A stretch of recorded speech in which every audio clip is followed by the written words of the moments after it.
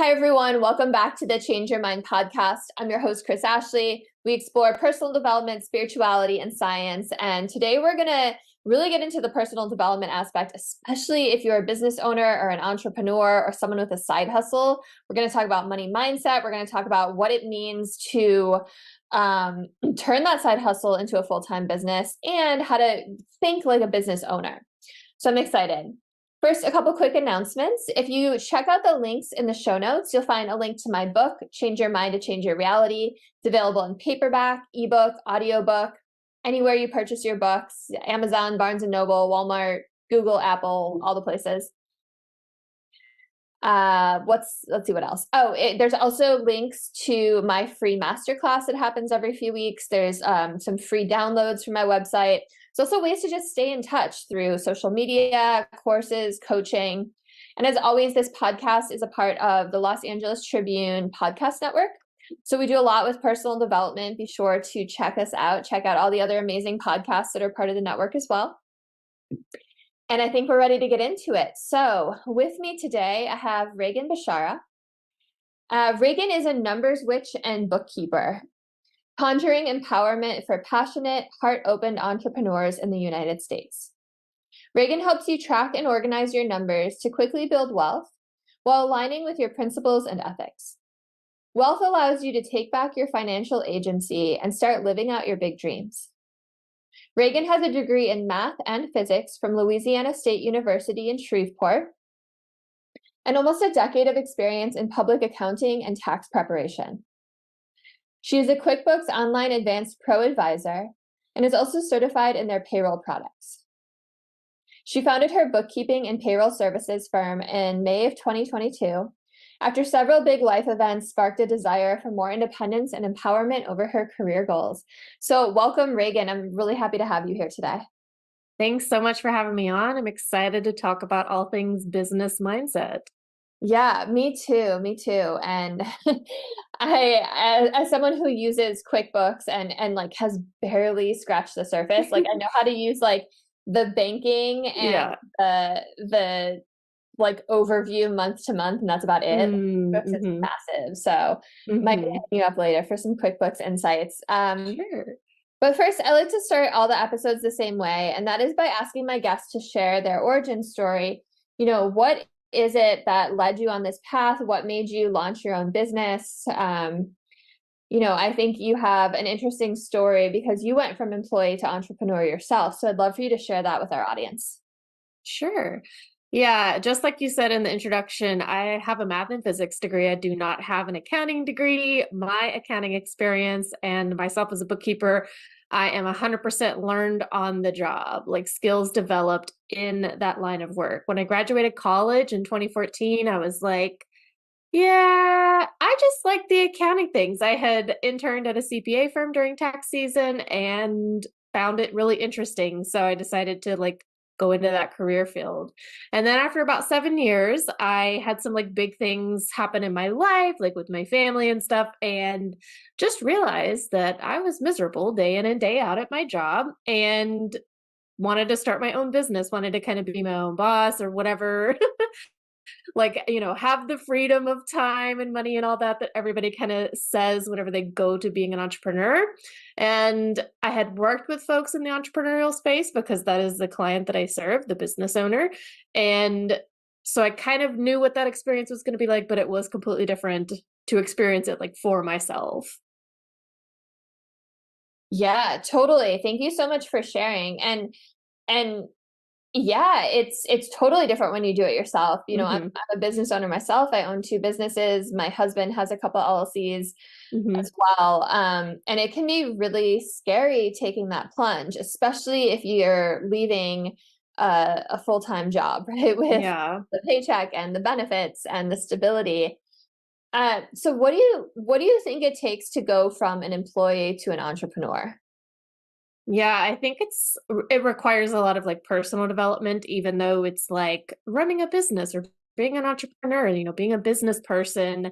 People don't think that they need to do the personal development work, but it is required to shift your mindset. You go from trading your time, whether you're salary or hourly employee and receiving a wage, You're just trading time for a paycheck, for money to live.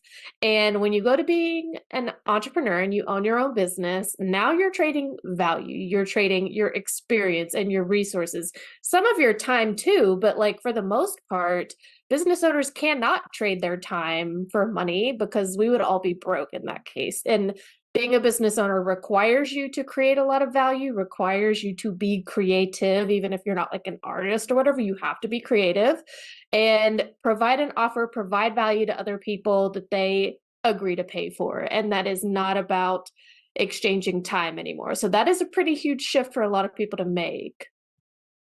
Yeah, and it's interesting that you said it starts with the personal development work. And also what I found is when you're first starting out, you are all the roles, right? Like Yeah. you are sales, you are marketing, you are business development, you are creative, like all of the things, especially before you can afford to bring on, maybe like a virtual assistant or someone to help you out. Yeah. So, is that what you mean by personal development? Like really trying to hone all those skills, learn all of those skills? I think it's more of being willing to do something that's a little bit scary and being okay with uncertainty. A lot of us cannot deal with uncertainty.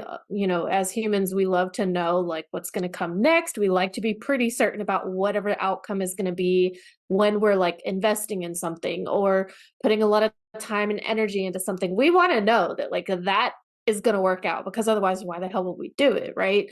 So I think like the personal development really has to come from like being okay with a little uncertainty. And that is the skill that you have to develop. You have to learn how to like navigate not knowing what's going to come next, not having regular paycheck, at least for the first, couple of years.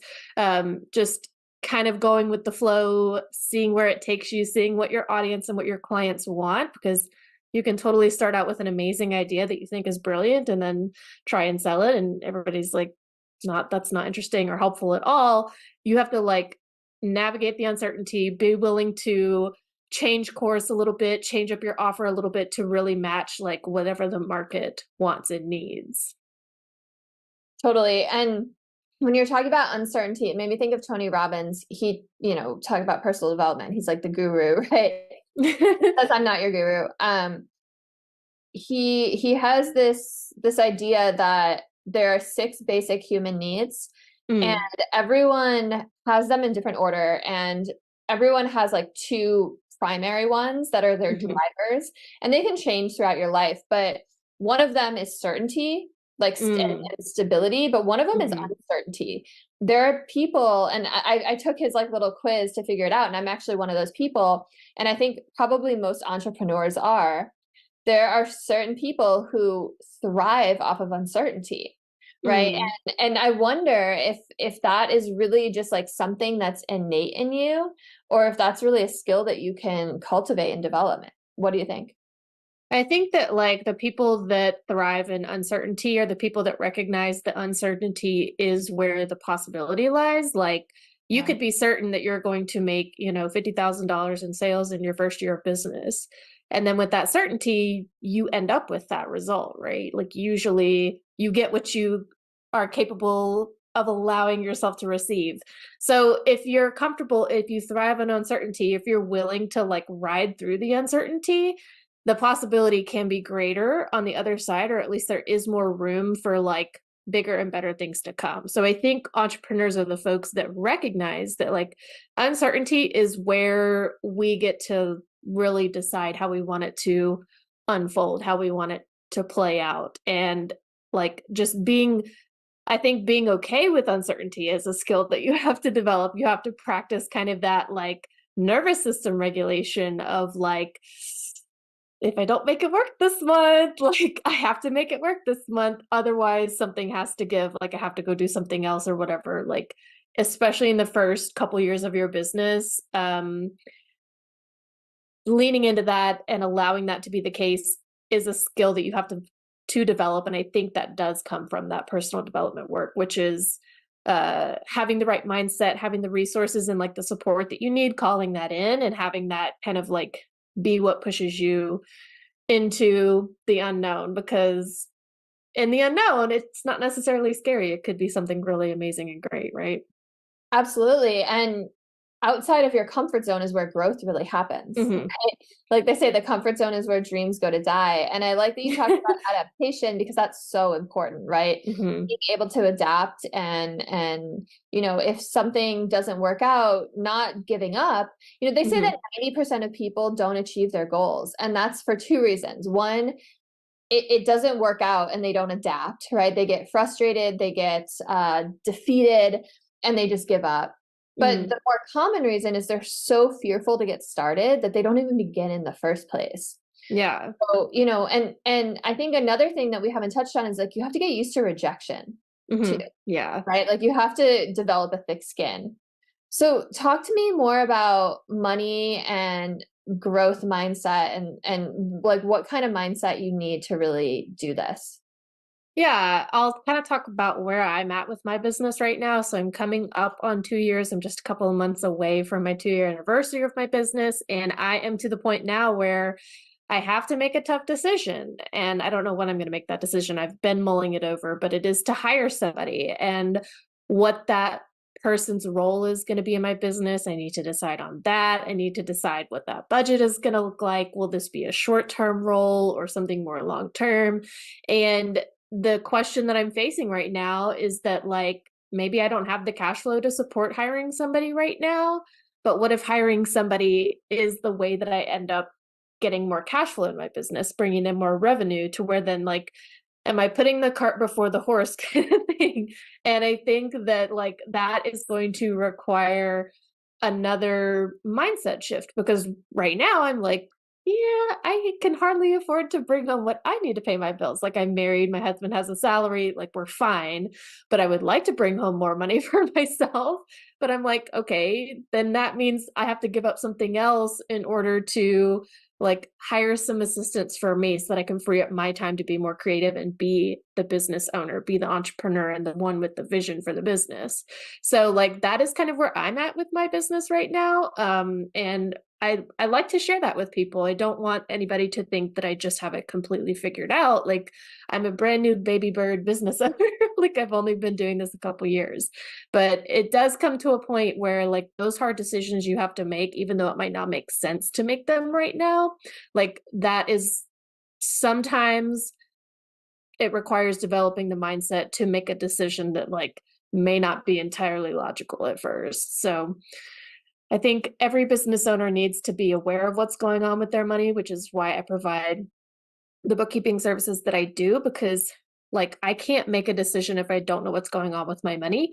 And even when I do know what's going on, like right now, I can tell you, like, cash flow does not support hiring somebody. But taking that knowledge, I still have the option to make that choice to hire somebody. Like, I can still, like, find a way to figure it out or do that so that I can start bringing in more revenue. So the mindset work is part of it, but also being empowered through your data, which is, like, my entire message. Yeah, thank you for sharing, first of all, and that totally makes sense. And I've gotten to similar points with my businesses, but I ended up hiring a VA, which was like the Mhm. best decision I ever made. Yeah. She takes care of, like, putting these podcasts up. She does all the Mhm. graphic design stuff. She does all the social media posting, which is the stuff that I'm not good at. Right? Mhm. Like I can't edit video or Mhm. or do graphic design. Like I just don't have Yeah. that gene in me, and she's amazing. Mhm. Um, so it allows me to focus on other things. Mhm. But that being said, I've also had to make that decision around like software, right? Like Mhm. what do I want to use? What do I want to like do I want to spend a little bit more on this thing that's going to free up some of my time, but it's also going to eat up some of this some of this money coming in, right? Yeah, It's tricky. totally. So you mentioned not having a paycheck for a couple years as a new business owner. Uh-huh. Uh, Talk to me about that. Like how long is the grind? Mm. And I know you also told me before that more than half of small businesses fail in the first 5 years. So talk to me about those first 5 years, how long does the grind happen? How long until people typically start turning a profit? What does it take to be the half that succeeds? Yeah, I think that I want to clarify some terms that we're using, because when I say grind, I mean like hustling, like working probably as many hours as you would work in a 9 to 5 day job, or more. Like there are people that have a side hustle that devote even more time to that. The grind is like where you are doing most of the work, where you do not have a workforce or a virtual assistant or that kind of support. And so you're having to do everything. You are literally like grinding things down to like create revenue to reinvest in your business. And I think that that happens for most businesses over a period of 3 to 5 years, especially if we're talking about sole proprietors, solo entrepreneurs, single member LLCs, which is what my business is. Like, I don't have a partner in my business. I am not incorporated. So when you are just a solopreneur, sole proprietor, single member LLC, you take what's called an owner's draw, which is where you just pull money out of the business. It is not a salary. It is not a paycheck. It is not income to you. Your income is the business's net profit or loss. So revenue minus expenses. That is your income. Whatever you withdraw from the business is equity. So you put equity in by investing funds into the business to get things up and going. Startup expenses and all that costs money. And so that's owner's equity. And so you can withdraw that from the business anytime you want, as long as there's money in the account. When you become an S Corp, that is when you start having to pay yourself an owner's salary, when you're providing ownership services to the business. So most small businesses in their first, I want to say 3 to 5 years, cannot afford to pay themselves or pay their owners a salary, which is like the S Corp owner salary has to be like a big girl salary, a big boy salary, a big person salary. Like you have to pay yourself what you would pay somebody else to work that position in your business. It needs to be based on your level of education and experience. All that being said, small businesses, when they first start out, absolutely cannot afford to pay themselves that kind of a salary unless you have like just oodles of cash to invest in the business startup. Like that's just not how it usually works for a lot of people. A lot of people work by starting to grind it out in the beginning, like creating a product to sell, providing services to people, doing everything to create a cash flow and to create revenue. So I think that's why businesses fail, because in the first, 3 to 5 years or so, you just can't even afford to pay yourself a salary, but you have a life, you have a personal life, you have probably a mortgage, rent, at least, if you're trying to run a family, raise a family, all of these other things in your personal life that require funds, like that has to come from somewhere. And if your business is the only thing that you're doing, you end up pulling cash out of it. There's nothing wrong with that, but I think that like it has to get to the point where within that first 5 year time frame of owning a business, you need to get to a positive cash flow. Like there has to be something that puts you over that tipping point to where you can, cover all the expenses the business needs to pay for, and then bring something home for yourself, for your personal life, to like support your life. So I think that is where the failure comes in. It's just managing to grind it out for so long and you burn out, or it just is not going to tip over that positive cash flow point. Thanks for explaining all of that. And I think the other piece of it is you also want to put money back into your business, right? Like Totally. you don't want to just be taking out, you want to put money into marketing or sales or whatever it is that you need to help build it, right? Because if you're not putting money back in, like you're not working towards that dream of growing your business. Exactly. So what does it take to succeed? Like what's that magic pill? Like what do you advise people? If you want to succeed, I mean, you just have to kind of decide on that. Like and that could be, well, it should probably be something specific that you say, like success looks like this for me, making this much revenue every year, or growing my workforce, or having this type of client load, or, having this sort of reach in my audience. Whatever you define that success like, set that goal. And then if you haven't gotten there yet, then you just haven't gotten there yet. Like you just keep going, right? If you're committed to that success, if you've decided on that success, if you're like, well, I don't have it yet, it's just like, okay, just keep going. Like, and that sounds kind of simple, but that really is all it takes. Like figuring out a way to make it work, make more money. Like that's what being a business owner is about. Like you are the one that has to figure out how to make it work. Nobody else is going to step in and do that for you. Yeah, and it reminds me of what I teach with my own work is you have to get really clear on your vision, Mhm. right? You have to Mhm. have that North Star. You have to get super specific, and then you can map out the steps that it takes to get there, right? And then Yeah. you have this path where you can navigate the gap between where you are now and where you want to go, right? Because Mm. you don't know where you want to go, it's pretty hard to get to a place, right? Success, Yeah. you said the word success is so subjective. Mhm. And it kind of sounds like the difference between starting a business and running a business. So can you talk to me about that a little bit? Yeah, starting a business requires a lot of decision making in the beginning. And just to be clear, you are going to make some bad decisions. You're going to make some wrong choices.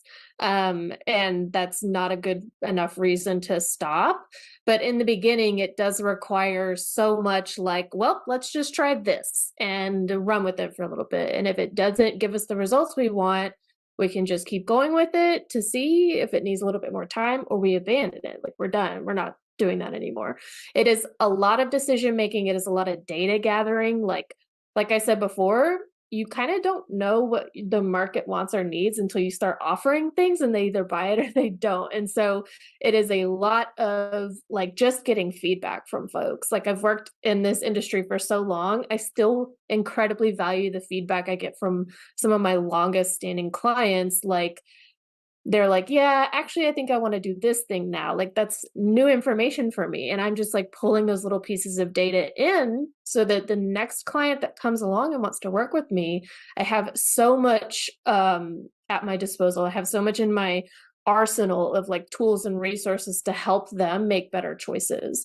So in the beginning, it's like you're going to make a lot of decisions. Some of them are going to be bad, and that's okay. And you are just really gathering data like from the start for several years. And you have to kind of be committed to that amount of time of like, I don't know. So we're just like, let me just fill up my bucket with as much data as I can gather. That's so true. And I'm so glad that you shared that. Thank you for sharing because yeah, you might have an idea that you think is great Mhm. and then you try to test it on the market and it's a total flop. Yeah. And like I was saying before, like you can either adapt and be Mhm. like, all right, I'm going to make these tweaks and test this out and just keep testing and keep testing, right? Like you Mhm. don't want to do the same thing over and over again and expect different results. That's literally the definition of insanity, right? Right. Like Yeah. you have to, like in order to have something you've never gotten before, you have to do something you've never done before. So Mhm. you have to keep trying, and Yeah. that can be like a really discouraging feeling for a lot of people, for anyone really, right? Mhm. Yeah. Um, and especially if you're not getting any income in and you're spending money on trying to advertise or market or whatever it is. So, do you, here's a question. Do you recommend starting a business as a side hustle so that you have at least income coming in? Or, and I'm thinking like, I love Shark Tank. I don't know if you watch Shark Tank, but you know, they rip apart the people whose businesses are side hustles, right? They're like, it's so true though, right? Like, Yeah. they're like, if you are not 100% committed to this, it is going to fail. So I'm curious what your take on that is. I disagree with that 100%. That is the most ridiculous and like honestly classist thing ever. Um, when you're doing a side hustle, if you have the intention of like launching a full business with it, it is 100% okay if your financial support comes from a full-time job. Like that is okay. Like we all like it costs money to like live. Like it costs money to have housing, to have food and healthcare and like just like the basic necessities. So the fact that, someone working a full-time job while they have a side hustle that they want to turn into a full business is not an indication of whether or not they will be successful. That is just, there are so many people that started out with businesses as side hustles while they were working for somebody else, and they are successful in their business now. So that is like just completely ridiculous to me. I disagree with that wholly. And the support that you need to live your life, to like be secure in your housing and food and like, you know, healthcare and all of that, it has to come from somewhere, unless you've got, you know, just like I said, oodles of cash sitting somewhere that you can like personally invest funds into the business and afford to like stop working so that you can focus on your business. You might have faster growth because you have more time devoted to like growing the business, but it is not an indication of whether or not you will be successful. I think that is just like very silly. I Yeah, hope no, that nobody, I yeah. appreciate your take. I appreciate your take. Because yeah, like we, you know, we have mortgages to pay and Mhm. we need to eat, and a lot of people have children, and yeah, Mhm. absolutely. There's like that meme or tweet or something that's like, why does everything cost money? It's like, that's just how it is. And we all kind of have to deal with it. And if we want to run a business, like I said, my husband has a salary, and then I had some personal savings. I had a lot of credit cards.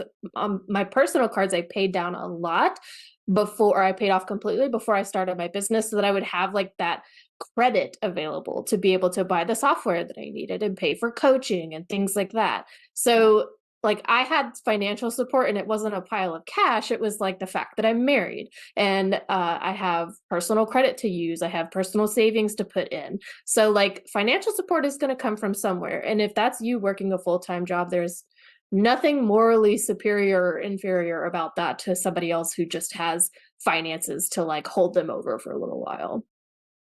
Absolutely. And you mentioned coaching, and Mhm.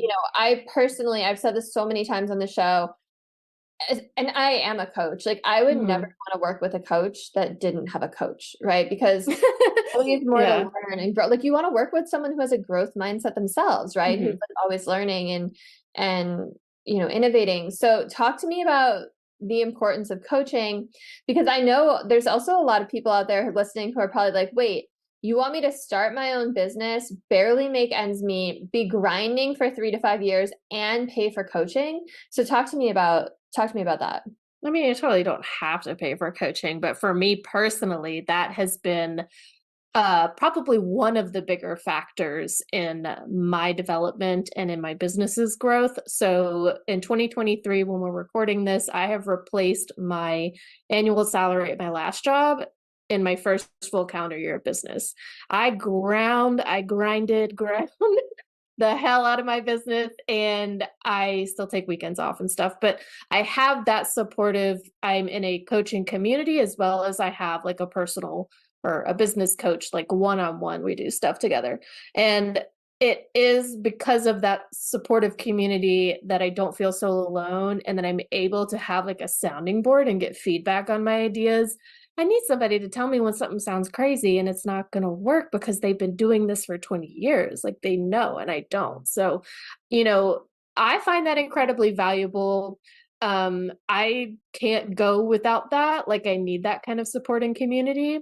But if someone doesn't feel like they need that, then I'm not going to tell them that they have to have that. So, uh, for me, that was like, it is still the thing that I'm like, no matter what, I'm gonna make sure that I can pay my coach. Like I've got to be able to have that person in my corner who is helping guide me while I still learn things trial through fire along the way.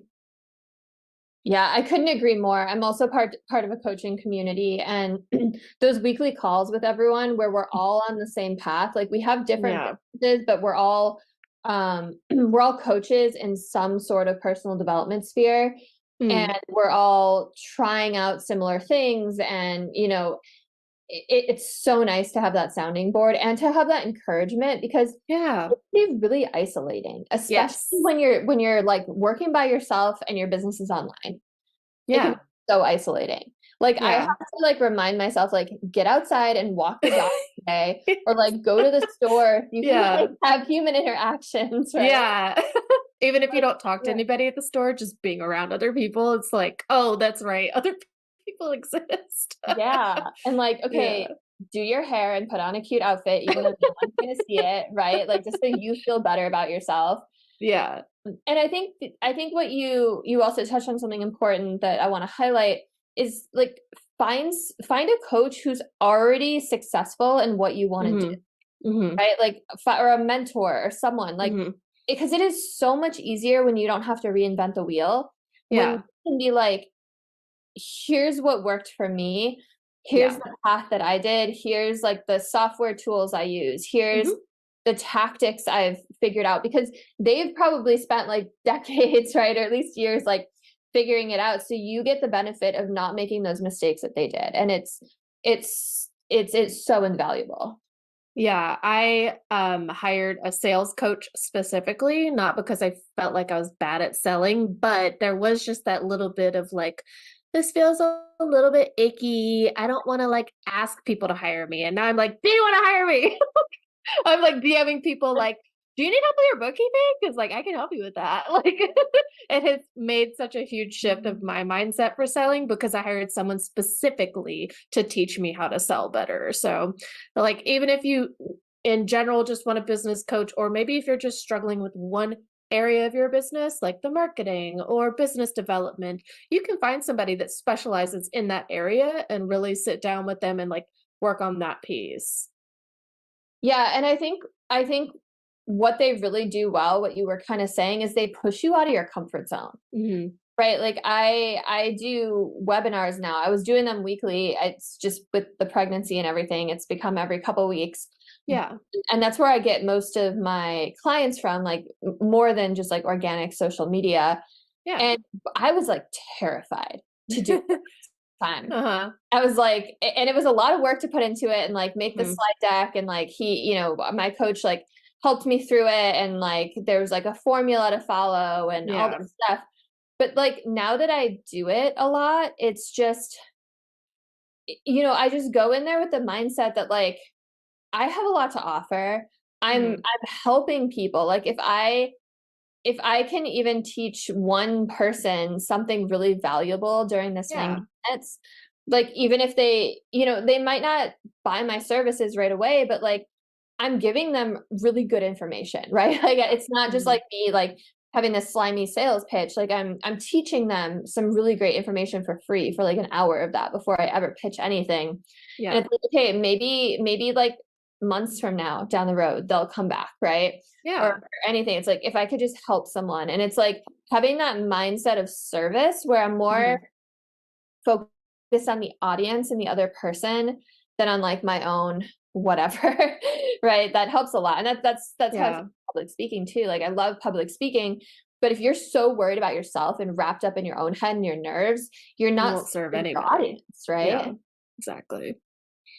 I uh, think something my coach taught me that is in line with what you were just talking about was, and I have it written on a post-it note on my monitor right now, it's that everybody who's following me or listening to my podcast or reading my emails and they haven't paid me anything is still my client. I'm still providing them with some sort of value or service, and they're paying me with their attention.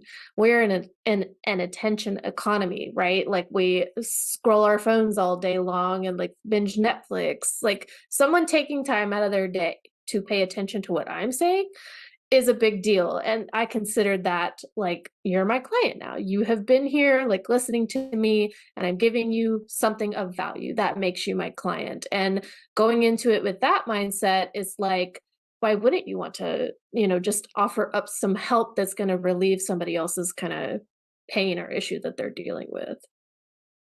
I really, really like that attitude and Mhm. that mindset.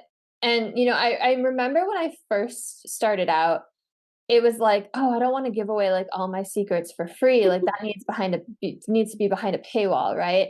Yeah. And, and now I've completely switched that around. And I think Hmm. like Alex Hormozy was like a really big inspiration in that. Like he gives away everything for free. Hmm. Hmm. But it's like if you give if you give people a ton of value, they're gonna want to work with you and see like what else, right? And you still to provide really excellent value once they're working with you, right? Like it's not like things can take a dip, but because they can go anywhere, right? They can learn, they can find a million different accountants, right? They can find a million different coaches online. Like fucking everyone is a mindset coach these days, right? Yeah. But if you can provide value or say things in a way that resonates with them that they're not getting elsewhere, then they're gonna come back, right? Yeah. Like a lot of times they're gonna be paying clients. And it's funny. So I used to run yoga studios. I still have a yoga company as well, but I used to run yoga teacher trainings 3 times a year. And I would always think like, okay, there's these regulars, they're diehard, they're here like 7 days a week. I see them all the time. They know my name. Like those are the people that are going to sign up. And those were never the people that signed up. It was the person that would like creep in super shy, like once a week. Yeah. That like, no, they kind of like hid anonymously, like didn't talk to anyone. Like those were the people that came.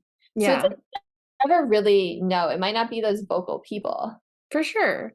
And yeah, like I think letting people have the information they need to have to make a good decision is like the best part of selling.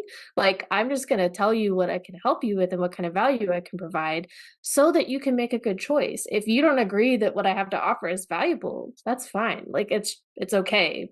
You can find somebody else to work with, I guess. But like me communicating my value is like of utmost importance. And my kind of like word for the year, or whatever, in 2023 was over delivery. And I really think that I managed to accomplish that. I really showed up and, like you said, tried to give away a lot of value and information and help for free because, like, that's just my role is to show up and help people with these specific things about their business. And I've been doing it for 10 years. Like, of course I will help you. Of course I will at least put you in the right direction or show you a small tip or a trick. And the clients that pay me like and are a monthly client of mine where I do their bookkeeping, they get so much value out of working with me. And I want everybody to feel that way, no matter if they pay me money or not. And by the way, those are the clients that are going to keep coming back. The ones that are like, oh my gosh, Regan just gave me like all of this other bonus stuff for free. Like no other accountant's doing that, right? Like you have to do something no one else is doing. And over delivery is so important.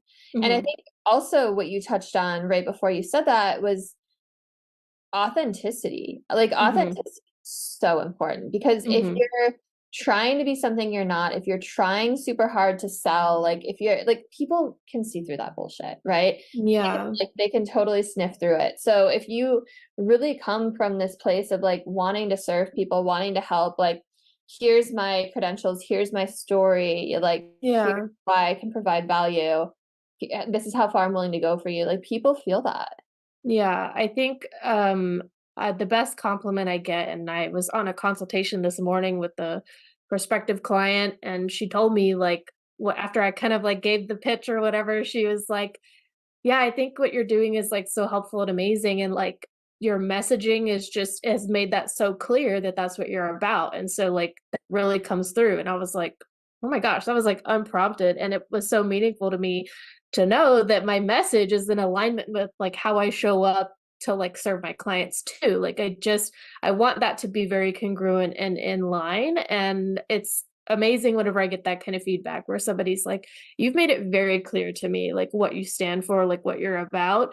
And then you also like followed through on that. So that was like, I was like, oh yes, I love when that happens. That's awesome. That's an amazing compliment to get. And yeah. So important. Like congruency is so important in all of your messaging, especially if you're running like ads. You want what's in your ad to be congruent with your landing page, to be congruent with whatever product they're getting. Like you want to just be honest with people. Yeah. you like there's no place for shadiness at all. Yeah.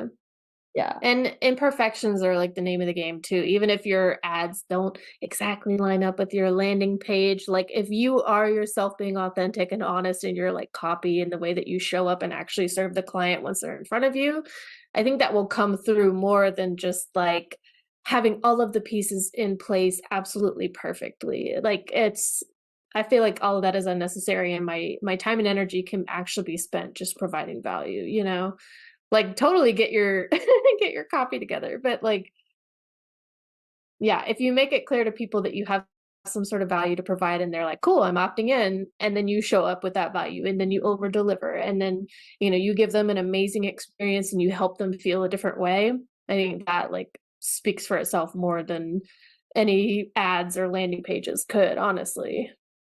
Yeah, and I like that you said help them feel a certain way, because that's what we all want in the They're, end. everybody's Want to buying feel good. Yeah. everybody's buying a feeling. Exactly. Yeah, exactly. Yeah. Hmm. Exactly. So what do you think about creating business plans? Like, do you recommend creating like a 1-year plan, a 5-year plan? Like, what do you do for your business? So I have my little monthly calendar sitting on my desk right here, because that's what I've been doing over the past couple days, is going through month by month. I put all of my like personal stuff, vacations I want to take, personal days, and then like all of my like work planning things. And I have a launch coming up. I made sure to put that on there. And so I was just kind of like layering in what the next year of my business is going to look like. I think in the beginning, it's totally fine to stick to maybe 1 year or even just a couple, like a quarter, 3 months, like looking that far ahead, because you're doing so much trial and error. You're doing so much like science experimenting, like changing variables and information gathering. So, if you've been in business for a while, totally make a 5 or a 10-year plan. But if you're just kind of starting out, or if you're side hustling, like you can test a few things here and there for a couple of months. Make sure that you actually do give it time. Like, don't try one thing, make one social media post, and then be like, well, that was a fail. Like, no, you have to keep, talking about it, keep pushing it and trying new things. But a year is probably as far out as I want to go personally, just because I'm so like new at this and it is in its earliest stages still. That makes sense a lot, and I appreciate that. And by the way, you can always change your plans too, right? Yeah. Like, Yeah, uh, there are no rules about that. So yeah. You said something interesting. You said like don't just make one social media post, like keep pushing it. How long do you recommend testing something new for? okay, so I'm still trying to figure this out for myself, but I have like a beta testing launch that I'm doing right now, and like it closes next week at the time that we're recording this. And my clients and like people on my email list just started like reading it and figuring it out like this week. And I'm like, I've been talking about this since October like 10th. I'm like, oh my gosh, that is such a long time of me being like, hey, here's this thing. And they're like, finally like, what are we doing? What is this? Do I need to do something with this? I'm like, yes, I want you to buy this thing. Like, I want you to have this. I made this for you. Like, please buy this. So I am planning to have a 12-week period for a launch that I'm doing next year, where like I start talking about it at week 1, and then at week 12 is like when the cart opens or whatever. So having plenty of runway, not only for like developing the offer and talking about it and marketing it and selling it, but like you got to give people time, because they are not paying attention. Like, they are paying attention, but they're not, like, it's not sticking until much further down the road than you think it's going to stick. So that was my lesson for this year, is give myself plenty of runway, give myself more runway than I actually think I need. Thank you for sharing that. And by the way, it's December 21st today. So that was 2.5 months before Mhm. people really started to Yeah. yeah. Yeah. And I think that's such an important lesson, because we think, oh, we're putting it out there, people see it, but I'm sick of hearing about it, honestly. yeah, you're like, I'm sick of talking about it. Yeah. But like, think about it, like social media algorithms, like you're not Mhm. showing up on everyone's feed, Yeah. right? Emails, like not that big of a percentage of people open their emails. Like you should, speaking of data and analytics, you should be tracking your open rates. Yes. Yes. You know, all of these things, right? Like however you're getting out there to people, like it might not be penetrating as much as you think it is. So Yeah, you really have to saturate it before somebody's finally like, what is that thing that you were doing? And then the indicator that I've started using is like when people start talking to me about it in real life, like outside of business stuff, if they're like, I saw that you're doing a thing, and I could have been talking about it for 6 months, and they're just now, when they start talking about it to me in person or bringing it up in conversation that's not about work, that's when I know like, oh, something's finally sticking. And that takes a lot longer than I thought it would at the beginning, and that a lot of people think. But you're talking about like the people that you're talking about aren't like just friends and family, right? That might just be Oh like yeah, like an friends and expert. family. Yeah, like I'll see a friend start sharing my posts from my business page, like about an offer, and I'll have been talking about it for 2 months and sharing it and reposting and talking about it online. And then like I finally start seeing shares. And so, and then people in random conversation will be like, oh, well, you're doing this right now, aren't you? And I'm like, yeah, like that's what I've been talking about. So it is, I do mean like whenever people, friends and family, and just kind of like on the periphery of my business start realizing it and talking about it to me, that I'm like, oh, it's finally sticking now. I feel like, and maybe I'm wrong, but I feel like whatever amount of time it takes your friends and family for it to stick, give it even longer for clients. Yeah. Friends Oh, and yeah. family take a special interest in you that your Hmm. clients aren't, right? Yeah. It's like, okay, this is just starting to penetrate that outer layer. Now we Hmm. need to give it even more time to penetrate like that inner layer of clients, the people I really Yeah. reach here. Exactly. And for me right now, because I've been really focusing on short form video content this year. I really pushed TikTok and I grew my following there. And now I'm like, okay, like I have an audience that's like pretty warm now. Now what do I do with it? Like, and not like that they're not people, but I mean, like, okay, I've got these people that have invested some time, have interacted with me in some way, kind of know what I'm about. How can I like bring my messaging to them over and over again so that they really start to understand like what I've got going on? So that's kind of where I'm at in my business, is like, I've got the warm people now. What am I going to do with this kind of community that I've created? Totally. I had a business coach on a few episodes back, and she was talking about this with me, and I thought it was really interesting because I have like a decent following on TikTok. I think it's like 18,000 right now, but it's not like massive by any Hmm. means. And like even the videos themselves don't get like a ton of views just because of kind of like algorithms. But Yeah. like so much of what I do on TikTok is like giving away free advice, free Hmm. content. And this woman she was really smart. She was like, that's fine to do every once in a while, but like that's not selling, right? That's Yeah. Yeah. not like providing, that's not the right content to get them to then like take that next step. So I've kind of been trying to figure out Right. what that next step is, or what kind of content will get them to be like, oh, I want to sell. And like, some examples she offered were client success stories or things like Mm. that will kind of make them be like, oh, this person helps people and works with them, like, every once in a while I do get those messages like, hey, do you work one-on-one with people? But, Hmm. you know, See, to me, like that's just marketing. To me, like just sharing my client success stories or like recommendations that they've given about my services is just like, yeah, like this is just all part of my marketing. The selling part comes in when I'm like, buy this thing. I have a thing that can help you with this like issue that I know you're having it. The algorithm put you here. I tell them that all the time. Like the algorithm put you on my page. Here you are. I know what you're dealing with. Here's how I can help you. I need you to click this thing. I need you to DM me or leave a comment or whatever it is. And like asking them to take that action is actually part of the selling. Like saying, I have this value to offer you and I need you to click this thing so that I can help you get some relief. That is like actually, and it works. Like I've had so many people, like the person that I was having a consultation with earlier came to me from TikTok, and I only have 1,800 followers, but like what I mean is that I've got such a saturated, warm group of people that I interact with and that kind of are like getting to know me to the point where they're like, okay, I will book a consultation. I do want to find out more about how you can help me, but I tell them to do that. Book a consultation, book a consultation, book a training with me. Like those are the phrases that I say over and over again. And it takes a while for it to stick, but they will take the action that you ask them to take. Do you do that just at the end of your videos, or Mhm. do you do videos that are completely devoted to selling?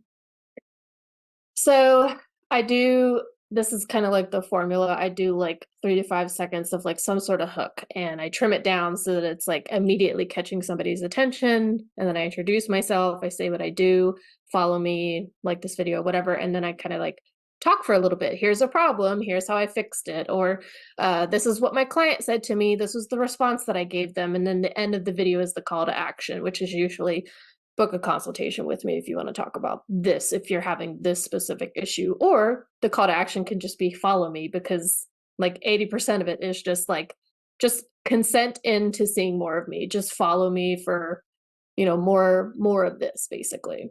Yeah. Yeah, that's kind of like the script that I've heard to follow too, like Hmm.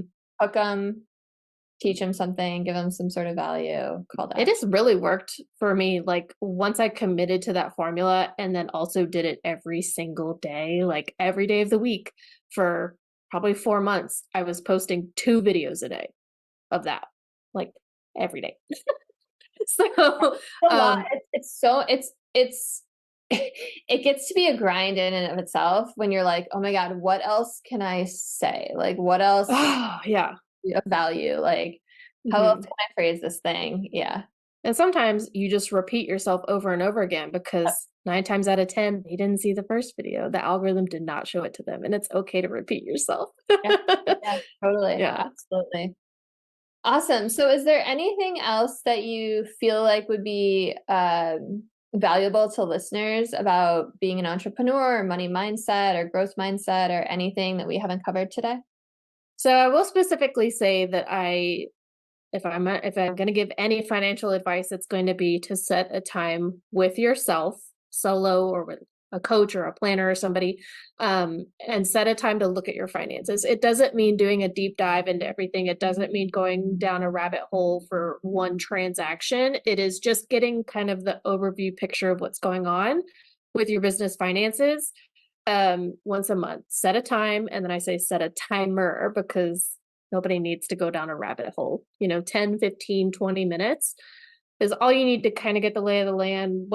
And then like, okay, I know what I need to kind of accomplish this month to get things a little bit more organized. So I give folks that practical advice, like go ahead and put it on your calendar, block it out. I'm busy this time, turn off notifications, look at my reports, look at my bookkeeping, look at the invoices that I have, that people need to pay, like send those out. Something to the effect of paying attention to your financial organization for that dedicated amount of time, and then cut yourself off. Like, don't keep following it.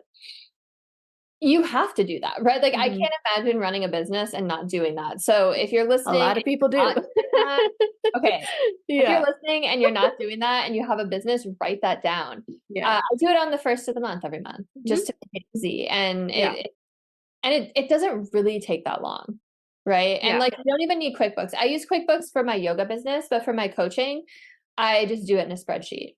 And I Yeah. open my bank account and I look at like the P&L, and it's super simple, nothing like super fancy, but it's in a Google sheet, Mhm. and then I know where I'm at with my, I can't imagine Yeah. trying to make business decisions without having data or knowing where you're at. At least go download your bank statement at the beginning of the month. I agree with that. That's the first thing that I do for all of my client bookkeeping that I do. Download the bank statement. Number one. Yeah. That's Yeah, it. you have to. Awesome. So if people want to work with you and find you online and follow you and figure out what your offers are, all the things, can you let us know? Yeah, my business is All Ease Accounting, EASE, and that's alleaseaccounting.com. I host a weekly podcast called Money Through Ease. And then, like I said, you can come find me on social media, and all of that I've given you links for the show notes. Yep, it'll all be in the show notes. Awesome. Well, thank you so much for joining, Reagan. Everyone listening, if this resonated with you, please like, share, subscribe, send it to someone who you think will get value out of it. We talked about a lot of important things today. And thank you all so much for following, for being a part of the community. I will see you all next time. Have a beautiful rest of your day.